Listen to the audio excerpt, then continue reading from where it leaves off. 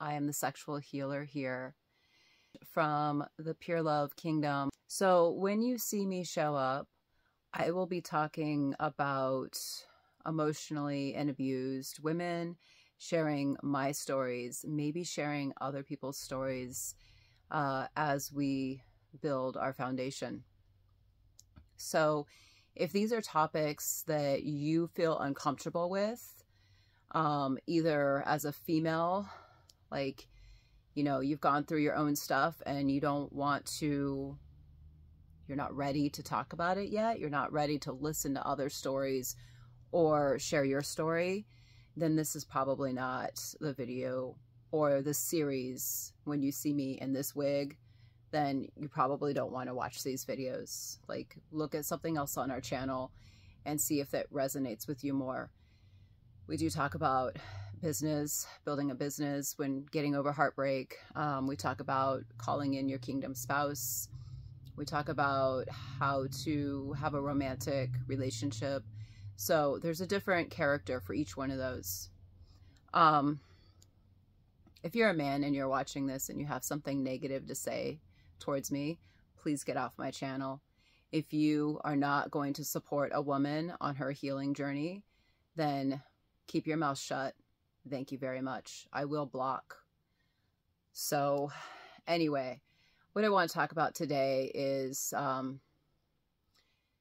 rape and sexual abuse, emotional abuse in relationships. This can be so much more damaging than just having one night with somebody. I mean, that's a whole nother situation. And I've had those experiences. I haven't had them with violence. I have not been physically abused. So we want to kind of keep this more around emotional and sexual abuse. So my heart goes out to you if you've been physically abused. And I'm sorry that I cannot have those conversations and help. I don't know the tips and tricks to help you heal from that. You might be able to still follow me, and as things come out, maybe there's something I have that's useful for that. But when you're in a relationship, it's ongoing emotional and sexual abuse. And it can last anywhere from a year to 3 years to 20 years if you are in a relationship with a narcissist who continues to not care about your feelings because they don't even know how to tap into their own feelings. So my experience with this goes back, way back, almost 30 years ago. When I was 17, I was married the first time, and it was only for a year. He was the first person that I was with, and he kind of, I guess you could say, tricked me into it, and 2 weeks later, I was married. So I started with like a sexy photo shoot. I did have a ring on my finger. I was in a committed relationship, but I hadn't been with him yet. And when my mom found out, I was married off. I lived with him for a year. I went to school full-time, college, because I was a high school dropout, and for fashion. And I worked full-time in like fashion related fields. So I was doing, I was creating costumes. I was a costumer. I was making costumes every day. But he created problems with that. He didn't like that I had to be backstage dressing the actors and actresses. I was over helping the women, but if I looked over, I could see men in their underwear. And he, I guess, thought that if I saw a man in their underwear, that I would leave him or I would cheat. Never, ever did I even talk to another man in any flirty way. I was just doing my job. I never cheated on him. And so this really he was just very possessive, very controlling. He never said kind words to me. He would always, every time I walked out of the house, I would have to bend over to make sure my shorts were not too short. And I would have to bend over to make sure that my boobs weren't showing. So he would always watch what I was wearing. When I put on makeup every day, he would say, "Who are you putting makeup on for?" I was putting makeup on for myself. I was going out into the world. When we would go to malls, he would hold my hand, but he kept an eye out everywhere looking at who was looking at me, because I was very attractive at 17. So he was always ready to fight anybody who even looked at me, and he would scowl them down. We went to a bar one time and he got in a fight because a guy said hi to me. So it was a pretty toxic connection. I bought us our home. It was just a mobile home, but I was only making $4.25 an hour.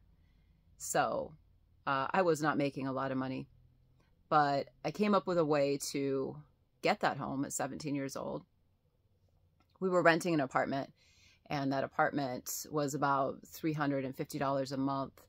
So I knew that his grandma had money. So I set up an appointment with her and asked her if she would loan me $3,000, I would pay her back in a year, and I would give her interest of 10%. So an extra $600. So no, it was interest of 5%. And she said yes. And then I made the payment to her for like $350 a month. And that got us out of a studio apartment for the same amount of money, kind of the same amount of money, and into a 2-bedroom, 1-bath mobile home. And then I put that on in a trailer park, and then I paid that payment as well on top of a car payment. I was working really hard. I don't know where his money was going. He was making more money than me. He had a 40-hour-a-week job. But, well, his money was going to strip clubs, and it was going to marijuana and cigarettes. I paid for him to go to college. He told me he was going. Of course, I didn't check. He wasn't going. He spent that money on something else. I saw him every night and every morning, and I satisfied him every night and every morning. He would put a pillow over my face. He was larger, so I was vocal. And so there wasn't really intimacy. And this was the first person I was with for actual sex. And so it was hard. I tried to stay strong, but eventually, after a year, I decided to leave. And I left, and I gave him the mobile home. I gave him all the furnishings. Now, this is a mobile home that I did all the work on. I went in, I painted it, I paid people to put in the carpet and make like a little curve. I laid down all the tile, I painted all of the cabinets. I had my dad come over and put in the sink. It was like worth $7,500 when I was done, and I just gave it to him. I also bought all the furniture. I bought the kitchen table, I bought our beds, I bought the couch, and that was a $5,000 Sam Levitz bill. I took that bill too. I could have sold that, taken the money, and paid off that bill, paid off everything that I had, but I wanted out of it. I could not imagine living my life with this guy, and I wanted out. So I just let him have it, and he ended up selling the mobile home to the lady at the trailer park, and he left the state. Thank God. Because after I left, he got upset, and he was stalking me, and he was climbing up and looking through my skylights, and he was going to break down my door, so I let him in, and this was after we weren't together anymore. So he did violate me that time, and he was still trying to, I realized after 3 weeks after I broke up with him, divorced him, whatever, I realized that I needed more protection, so I ended up moving in with a guy, and I got a new boyfriend, and So I lived with him for a little while, and he did come over.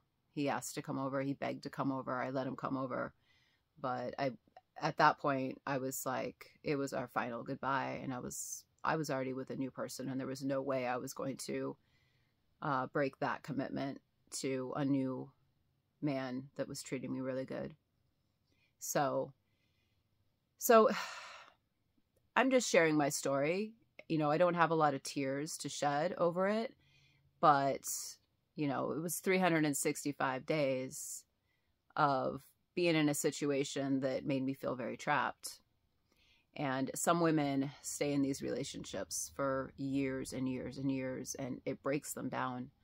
And I'm glad that I had the strength to leave and give up everything to have a better life. And the next boyfriend that I was with was a good guy. Then one after that was a fiance, and he was a really good guy. And then I met my second husband and married him. But it took me 10 years to get married again. I actually lived with my second husband for 7 years before I was ready to get married again, because I was just so fearful that if I got married to the guy, he would change. And I was committed to this man, this new man, husband number 2, because I had a child with him. But death, until death do us part, scared me. But we were married until death do us part. We were together for 20 years, married for 14, and I did watch him die of colon cancer. So I was going to say there is a rainbow at the end of the cloud. I was going to say things can get better, but I just ended the story on something terrible. My husband dying, second husband. But he treated me really well for 16 of those years were really well. The last 4 years when he was dying was really hard. But I think that we have to keep the hope. My name is Pure Hope. We have to keep the hope that things will get better. There's down times and there's up times. And if you really want a good relationship, you will find it. And you can't let a toxic relationship, rape, abuse, hold you back from getting that. You're worth whatever you think that you're worth. And if you think that you're a queen and you embody queen energy, you can be a queen. I was going to put my crown on, but I decided not to. So all of us girls here at the Pure Love Kingdom have crowns, and that's the energy that we embody. So my heart goes out to you if you have experienced something that made you feel less than you were. And I would recommend talking about it and sharing your story.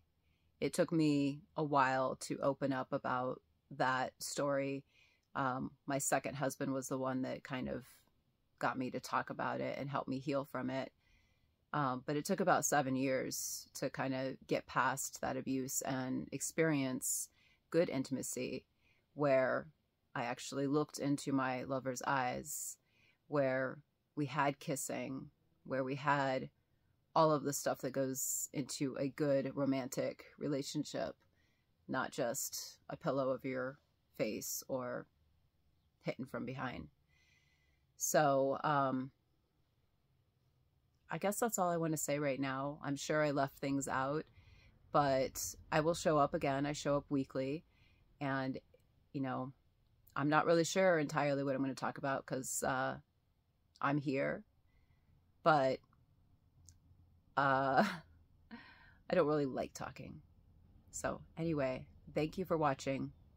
I love you.